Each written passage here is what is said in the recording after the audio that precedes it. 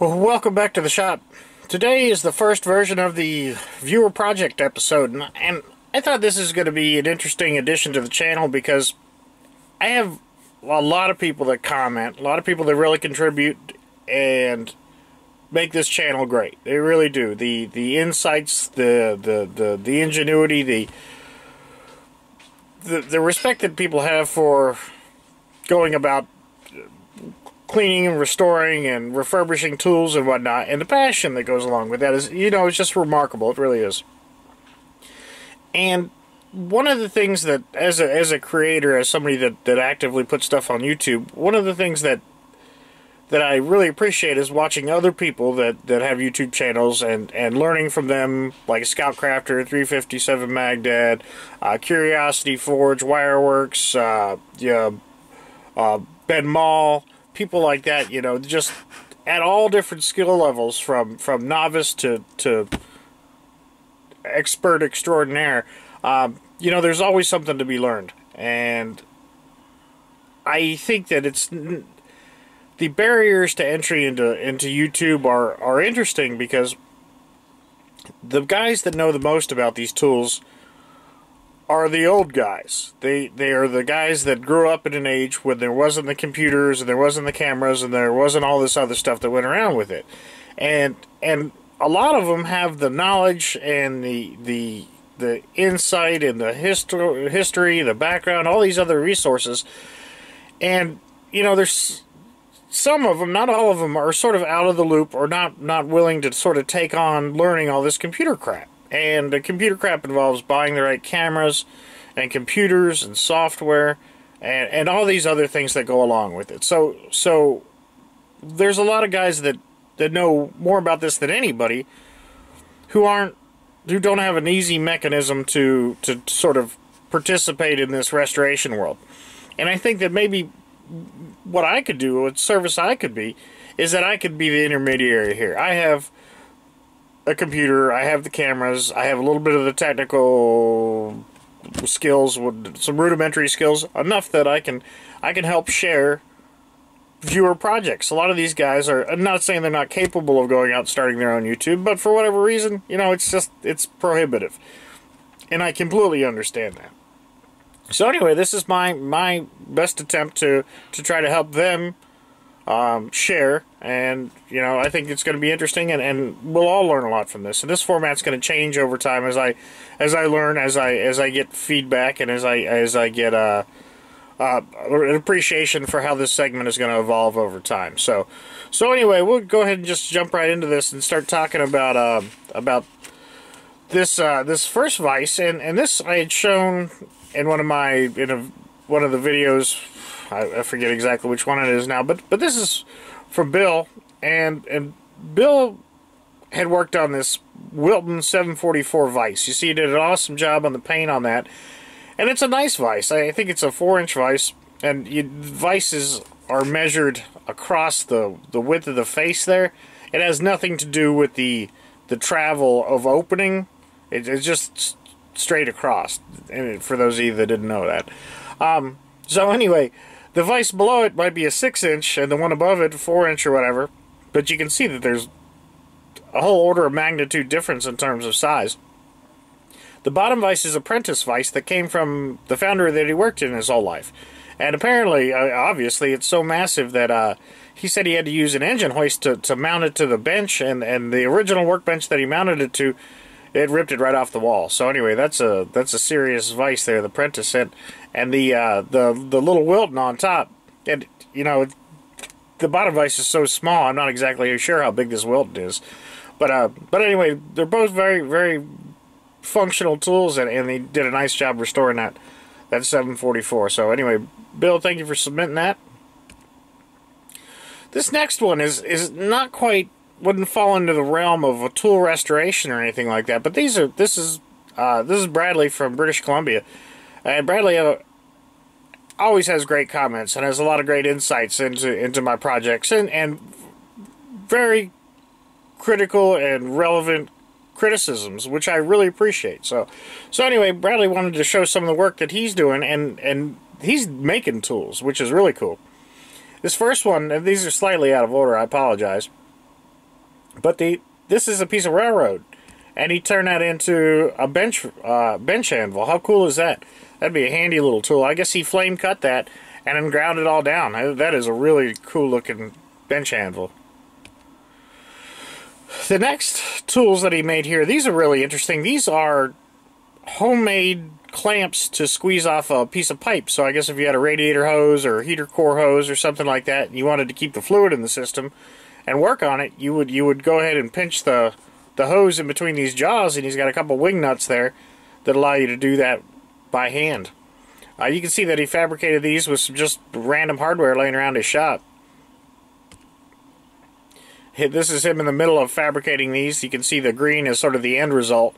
And he went through and welded these together, and you know, that's an awesome design. I might actually have to steal that, because being able to pinch a hose off and work on it and not lose $20 worth of fluid is, you know, that's a valuable tool. Here's his bench anvil before, obviously. This is a really interesting project here, and what he had done is develop a light brake module tester, and this is got to be so handy. And for any of you who have ever owned a trailer before or tried to troubleshoot lights on a trailer when you've got to get a stick and jam it on the brake pedal and walk around back, and anyway, this is a real time saver. Or if you're going at it alone and you don't have anybody else to press on the brake pedal, you know, this is be indispensable. They did a great job wiring this up. There's a lot of detail in this. It doesn't look like it from here, but man, when you see him really start to put this together, look at how nice that is. There's probably a couple dollars worth of components in here, and I think you did a great job laying this out. It's just so clean and nice. And that's got to be I'm sure everybody in the channel right now is wishing they had something like that. Now this is an interesting restoration. This is from another. This sort of falls outside of that first group that I was talking about.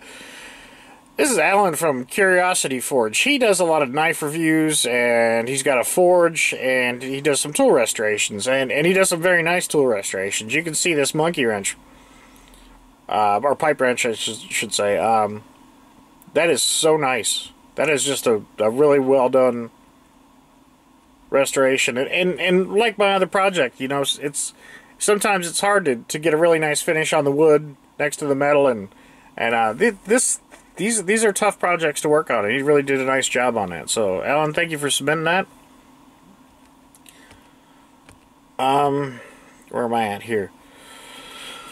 So here's Leo's vise, and this is really interesting to me, because Leo said that my channel sort of inspired him to start restoring some of these old tools, and you know, that's just a great thing to hear. Anybody that makes content and does this stuff for fun like me, you know, that's you know, the highest praise of all, to know that what I do sort of inspired someone. I find that astounding that people get inspired by my work. But anyway, with that aside, he's done a really nice job with this. The embellishment on the letters here is nice, but it is only made better by the fact that he took it up a notch. Look at the detailing on here where he did the background, and then the second coat of gold on top of that. That really looks nice.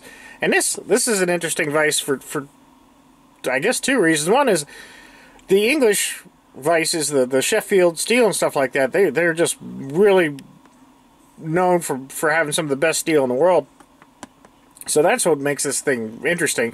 But then the notation on here, the 1 ton. I can't recall seeing another vise that has a limit or any sort of sizing information on it at all, other than, you know, 4-inch or 6-inch or whatever it is. But anyway, that is a really, really neat vise. Leo, thank you for submitting, and great restoration. That really looks good. There's another picture of it. And you know, this is a viewer that I interact with quite a lot. This is Rusty Gunn. You'll see his comments on a lot of the other channels too. He's a very active guy, and he's got some great comments, and I always appreciate hearing from him.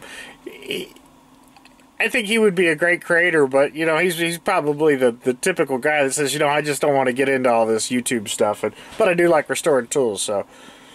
So anyway, he's doing it, and he's doing a good job. And here's a couple of pipe wrenches, a rigid wrench, a little bit better shape than the one I just redid. And then an older one, and I'm not exactly sure what the brand is on the older one. Look at the difference. That is really nice. And the interesting thing about here is he was able to make some big improvements. You can see how the handle just, there's this gaping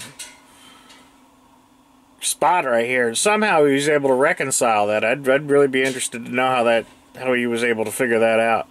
Because from looking at this, I really can't make heads or tails of how I'd go about reconciling that. But he sure did do a nice job. Look at that. It's fit nice and tight. I like the finish on that, the darker finish. It's one thing when they come out and they look new, but I do appreciate the sort of more worn look. And you got the black on the top, that nice red or burgundy or whatever that is. Anyway, Russ, thanks for submitting those. Those are really nice. And the pictures, you know, for those of you that want to send pictures, I think one of the trends that we're going to see across all these pictures is that they sort of have a nice backdrop. I mean, you're going to have to get a little artistic with these. That's a garbage can lid. That'll work. But whatever makes it sort of, that helps the tool stand out. So think about that when you're going to submit pictures. And see, he's got that end grain cutting board. How nice is that? But anything that sort of helps set the tool off. And he's just got a couple shop rags there. And that really helps them stand out. So here's another tool that he had done, and this is one of the brace and bit drills, and I can't recall the manufacturer of this one off the top of my head. I apologize, but this is a really rough tool. The screwdriver down here in the bottom is actually one that we had traded. I had mailed him a screwdriver and emailed me the Perfect Handle tire tool. That was a great trade.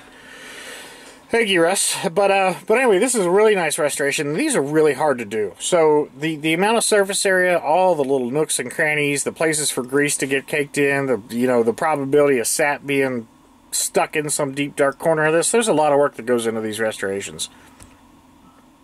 You can see he did an outstanding job with this. This really is nice. That shine is perfect. And I think that the real score with this project is, if I recall, it's been a while since we talked about this, was that he was able to get the full set of bits with that too, and that's really bits that are in good shape. So that's really a icing on the cake, so to speak. But the red embellishment on there, he really did some nice work. Look at that. And then these look at the workbench and the woodwork that he's done here. That's so cool. And the big bench dog, I like benches like that. Alright, then we're back to Bill's. So anyway, this is my attempt to try to help include the people that aren't in the YouTube game, because, you know, like I always say, I got great commenters, subscribers, people that participate in my channel, and you know, if you don't have your own YouTube channel, don't feel bad. This is my best effort to try to help include what you've got. So if you've got a chance, take some pictures and email me. I'll include my information here. And then just in the subject line, put viewer projects. That'll help me sort things out. And as I get a dozen or so pictures together, include some narrative, and I will add it in subsequent episodes of my viewer episode. And anyway, I think this will be a lot of fun, and I think we'll all learn something from it. And so anyway, the format will change. I appreciate if you've got any constructive feedback or any way I can improve this. Please feel free to let me know. So anyway, thanks. Have a good night.